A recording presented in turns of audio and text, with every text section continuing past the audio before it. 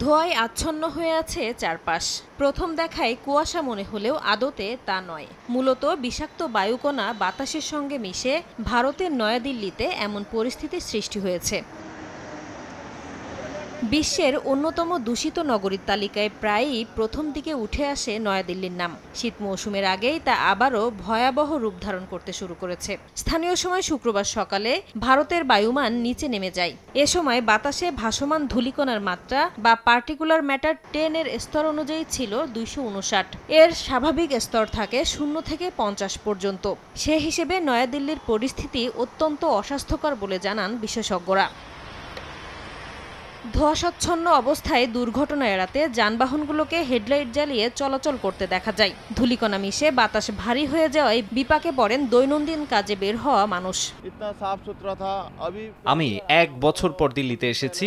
এখানে এত বেশি দূষণ। আগে যখন দিল্লি আসতাম তখন বেশ পরিষ্কার পরিচ্ছন্ন ছিল। এখন চারপাশে শুধু ধুলাবালি আর দূষণ। এর আগে স্থানীয় সময় বুধবার নয়াদিল্লিতে দীপাবলির উৎসবের আগে সবুজ আতশবাজি ব্যবহারের অনুমতি দেন ভারতের সর্বোচ্চ আদালত।